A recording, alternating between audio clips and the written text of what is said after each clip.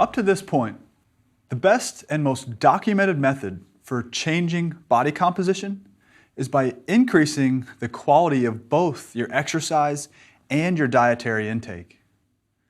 At first, the simple advice to eat better and exercise more to lose weight and improve your body composition seems like an easy concept, right? But of course, you also know that it is usually more complicated than that.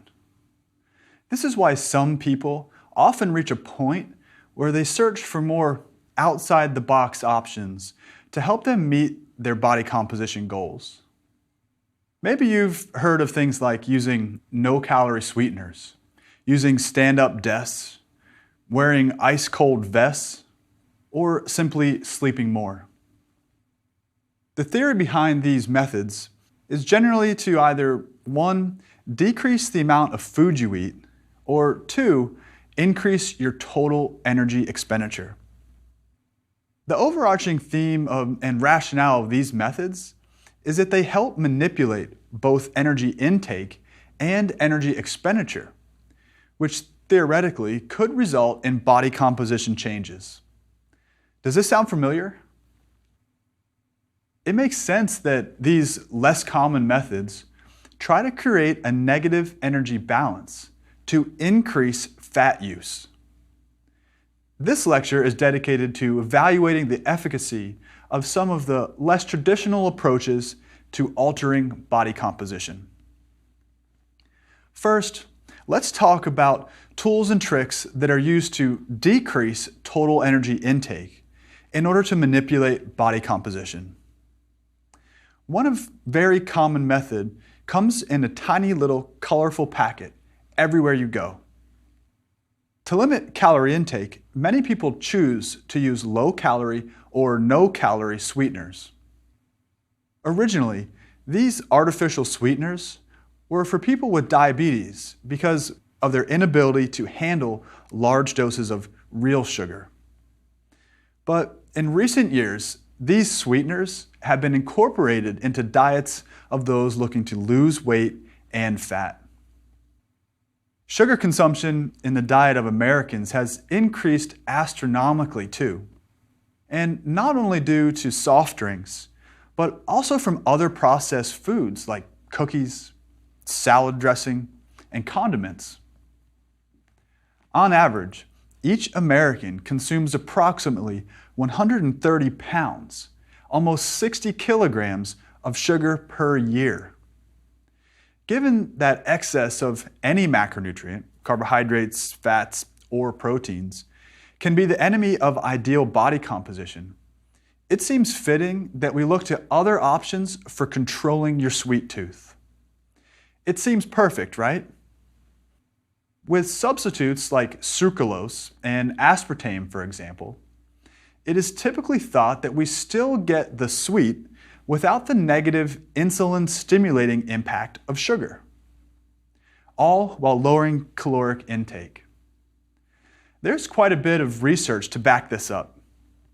Even the American Heart Association tells us that replacing sugary foods and drinks with artificial sweeteners is a way to limit calories and achieve or maintain a healthy weight. But there has also been conflicting evidence when it comes to the safety of some of these sweeteners. Let's take a look at both sides of the argument. In 2014, a meta-analysis tallied the data from over 35 years of research evaluating low-calorie sweeteners and their impact on body weight and body composition. This was actually one of the most comprehensive reviews completed on artificial sweeteners. It was reported that the use of low-calorie sweeteners resulted in a modest but significant reduction in body weight, body mass index, fat mass, and waist circumference. Now, based on these results, the authors concluded that using low-calorie sweeteners instead of full-calorie versions could improve weight loss.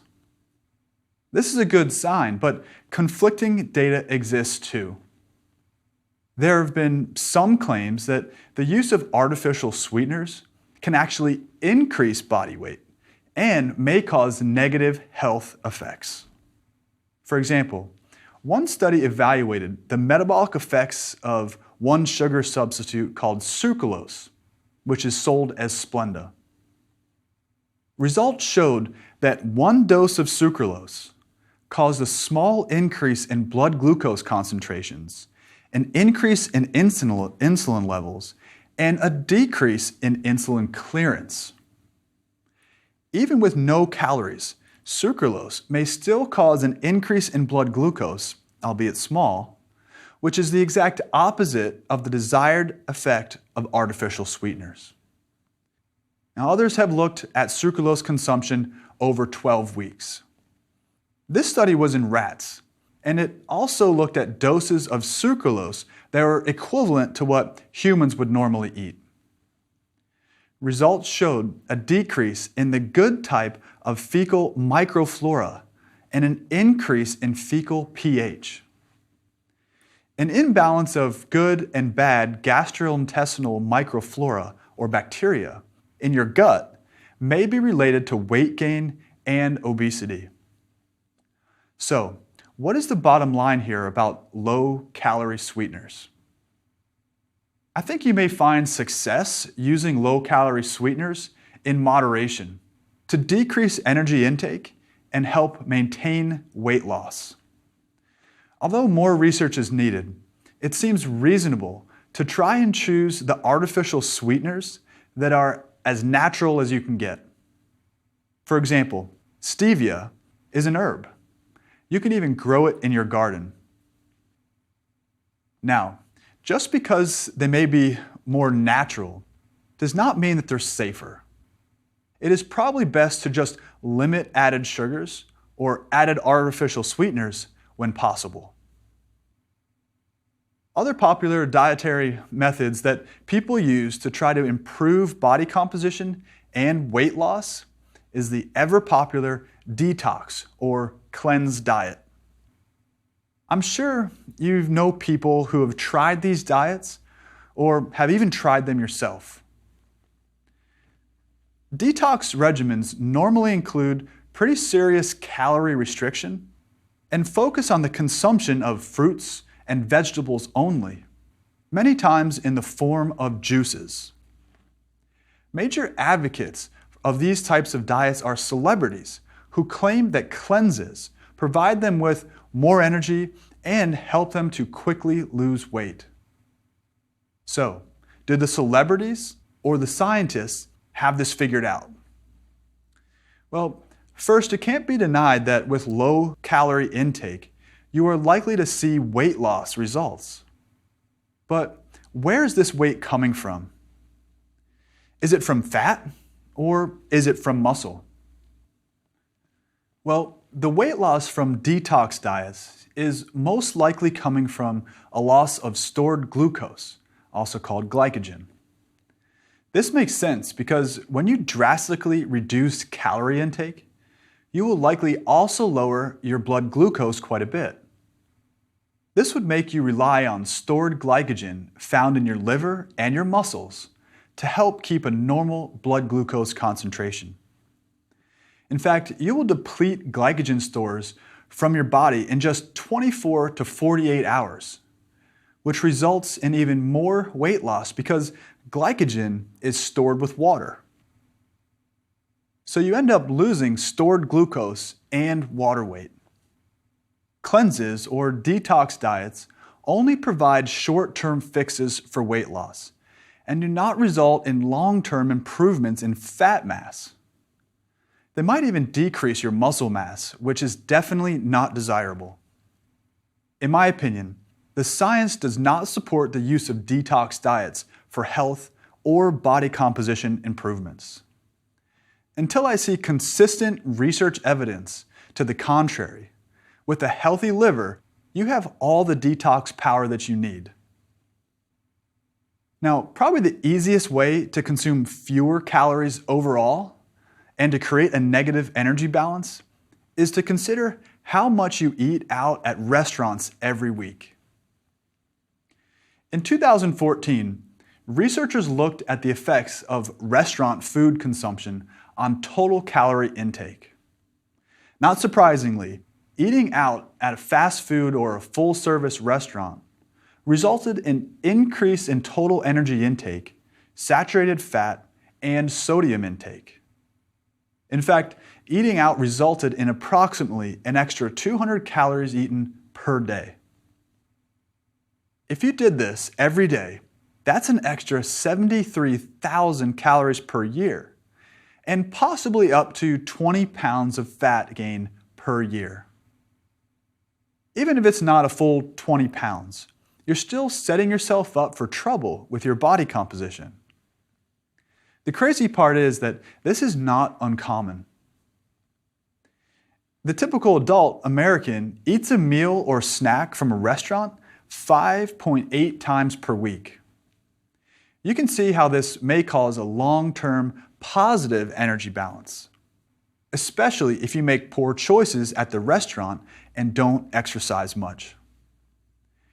Even with busy schedules, making a conscious effort to prepare more meals at home may make the difference between being stuck in a plateau and reaching the goals you have set for yourself. You'll hear much more about this in an upcoming lecture. So now let's move away from eating out and think about eating at home. Have you ever heard that it is best to use small plates and bowls to limit how much food you can eat at one sitting? The idea is that if you have bigger plates and bowls, you are more likely to increase your portion sizes and overeat compared to if you use smaller versions. Well, this may actually be a myth based on the science that exists. It turns out that when people are given the option of using a small plate or a large plate, it didn't actually change the number of total calories that they ate at that meal. But it is definitely important to be conscious of portion sizes you are dishing up for yourself when cooking at home or eating out. Sometimes you just need to really try and practice eating until you're about 80% full. It can take a little while for you to realize that you've had enough to eat, sometimes as long as 15 to 20 minutes. So, what about the energy output side of the energy balance equation? What unusual ways exist to control how many calories you burn in a day? This is a biggie and brings us to the subject of the sedentary nature of our society. Americans spend an average of 13 hours per day with no movement.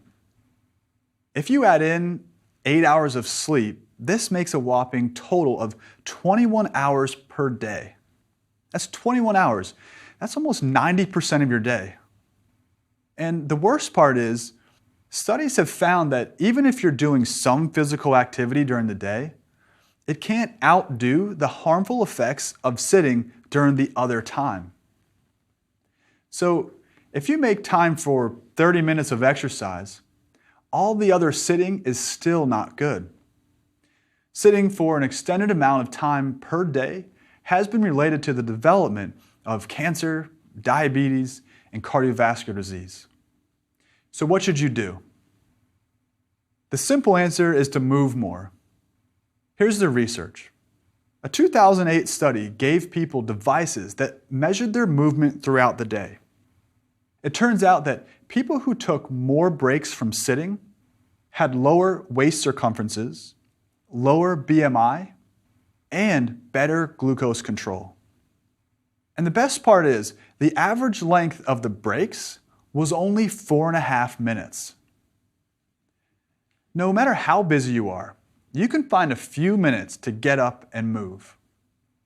Try something simple like drinking more water so that you have to get up and move to use the bathroom more often. Or instead of calling or sending an email to someone in your building for a meeting, walk to their office and meet in person. Even those who fidget throughout the day may see health benefits.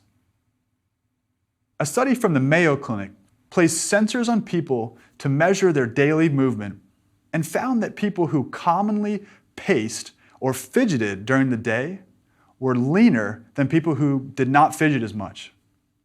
This is called NEAT, or non-exercise activity thermogenesis. It includes tapping your feet, bouncing your knees, or even twiddling your thumbs.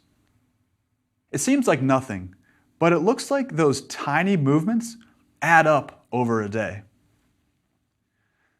Another option to cut down on sitting time is to use a standing desk at work, whether this is at the office or at home. You can even add a walking treadmill underneath your desk if you get really into it. Find a few minutes at lunch to walk, or make a rule to always stand up when you're on the phone. Just start small and work up to standing more and more every day. But just standing isn't the answer either. It's best to shift around and stand in different positions, like one leg up or even kneeling. You can find all sorts of tutorials online about the best positions to stand in at your desk. Now, a concept that has taken off in recent years is to improve body composition with the use of cold thermogenesis as a way to increase energy expenditure. There are cold vests on the market that promise you'll burn up to 500 more calories, and others say to take a cold shower, sit in an ice bath, or simply to be exposed to cold environments throughout the day if you want to stay thin and lose fat. Does this sound a little crazy to you? It might be, but it also might work. A 2014 study compared the metabolic effects of exercise to the metabolic effects of shivering by covering the study participants with cold water-filled blankets. The energy expenditure was higher with the exercise than just being cold, but similar increases in a hormone known as irisin were seen in both conditions. Irisin is a hormone that is released both during muscle contraction and during shivering. So, is cold thermogenesis the answer for weight loss? Although it may increase energy expenditure slightly, there haven't been studies that show shivering will induce weight loss or fat loss on its own. And some research exists, but the outcomes are all over the place. So a more straightforward and practical examination of cold thermogenesis is needed. It could be worth a shot, but it couldn't be counted on to make you have any major changes in body composition. How about this? When you were a kid, did your mom tell you to chew your food really well? Well, not only did she want you not to choke, but perhaps she was also secretly trying to help you improve your body composition. Originally proposed in the early 1900s, Horace Fletcher was the first to tell people to chew each mouthful thoroughly in order to prevent gaining weight. Research has shown that when you increase the amount of times you chew your food, you eat less food, and you also have a higher thermic effect of food. Remember, the thermic effect of food, or diet-induced thermogenesis, means that you increase energy expenditure for digestion, absorption, and storage of that food.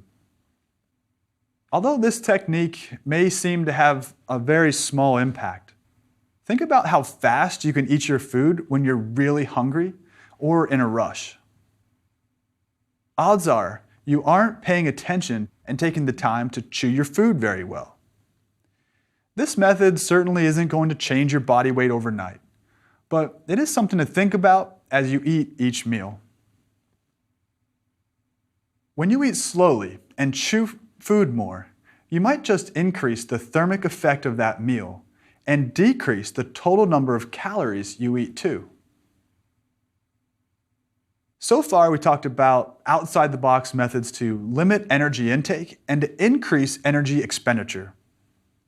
Now, let's change direction and talk about a few odds and ends that may have an impact on your ability to alter body composition. The first very important topic for us to cover is sleep.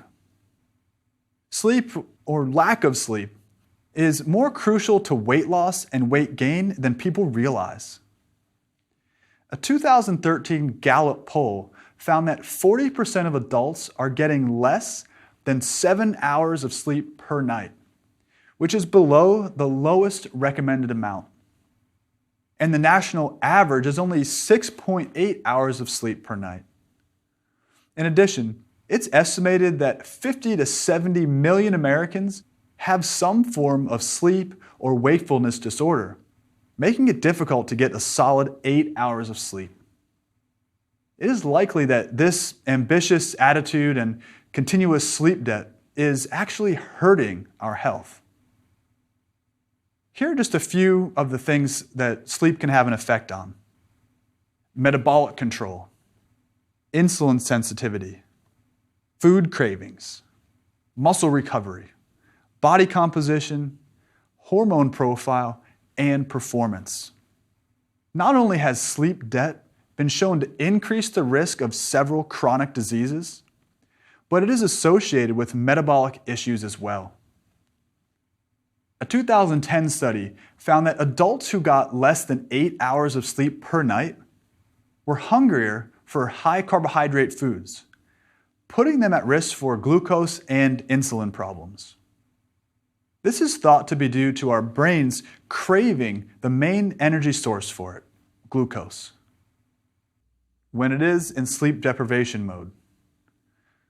Another study found that longer sleep duration was associated with lower BMI and better dietary behaviors. And although more research is needed, it appears that extending or improving your quality of sleep will improve your performance too. Also, sleep is a time for your body to heal and recover. This is a time for your muscles and just about every cell to repair and regenerate. Without proper sleep and recovery, it will be harder to make the body composition changes you may be looking for. Simply put, lack of sleep will cause more fatigue, making your next exercise bout more difficult. And eventually, fat loss and muscle gain will suffer. How can you fix it and catch more sleep each night? The first thing to keep in mind is a regular sleep schedule. And by going to bed and waking up at the same times, even on the weekends. This helps your body to develop a consistent sleep-wake cycle, making it easier for you to fall asleep at night and feel more rested in the morning. I know this is tough in real life, but give it a try. Second is to manage stress and try to do something relaxing before crawling into bed each night. This does not include spending time on your laptop, iPad, or phone before you go to bed or while lying in bed. Screen time gets your brain revved up and makes it harder for the body to relax and shut down. Turning off your electronics at least 30 minutes before you try to go to sleep is a really good idea. Time spent tossing and turning, thinking about all of the stuff that needs to get done can prevent you from getting adequate sleep during the night. When you're restless, try writing down a list of things that are on your mind, or wind down by reading a book. Lastly, it's important to take note of what you are eating and drinking in the hours before you doze off. Several studies have found that supplementation with bioactive peptides naturally found in milk were linked to more restful sleep patterns and relaxation. For example, one study in 60 women with sleep difficulties had a 65% improvement in their symptoms when consuming the bioactive peptides from milk proteins before bed. So try drinking a small cup of milk before going to sleep. It's also important to avoid certain foods and drinks before bed, such as caffeine, nicotine, spicy foods, or anything that you know causes you trouble. Caffeine and nicotine can act as stimulants, making it hard to doze off. And spicy foods or eating a large meal may cause uncomfortable heartburn throughout the night. Sufficient sleep is very important, and if you don't get enough, it can seriously affect multiple systems of your body, especially body composition. But what else can impact your multiple systems in your body and make it difficult to improve body composition? This one usually isn't something that you would take notice of right away when looking for ways to alter body composition, but it could be playing a major role. I'm talking about a new surge in attention to the influence of environmental pollutants on your body composition. Obesogens are chemicals in the environment that could alter your metabolism and make you have trouble losing fat. Some examples of obesogens are pesticides, pharmaceuticals, and chemicals in plastics, cans, and personal care products, just to name a few. One of the most common is BPA, or bisphenol A.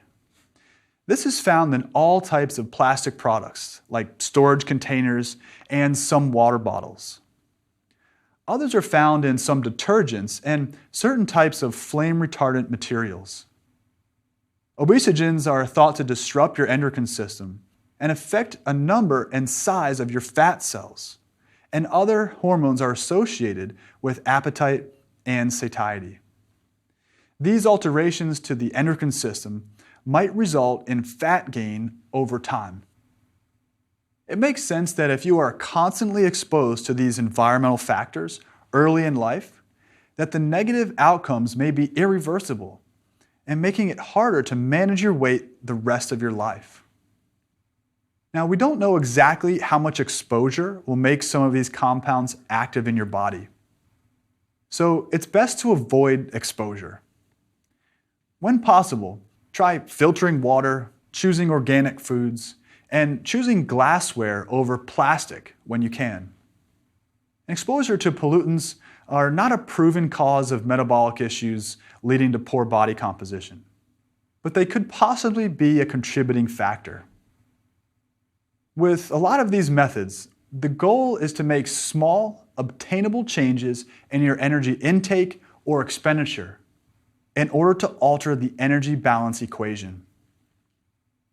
In some instances, these efforts could help you cut out a couple hundred of calories per day or increase your energy expenditure just a little bit. Will these help produce significant changes in your body? Potentially. But these are best to supplement, not replace, your focus on eating quality foods and using proper exercise techniques to change your body composition.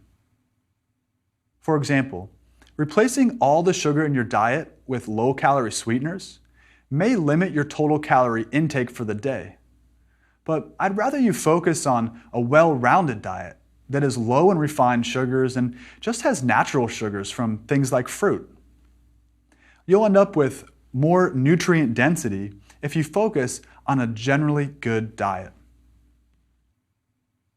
What a lot of these methods come down to is, do these work for your body and fit into your lifestyle? Can you stand up more, go for an extra hour of sleep, or add a walk to your lunch break? Don't be quick to dismiss the non-traditional methods used to make body composition changes, but do be wary of things that seem too good to be true. You might just find that something you never thought about helps you reach the results you've been looking for. Try this. As much as possible, aim to get a little more sleep each night.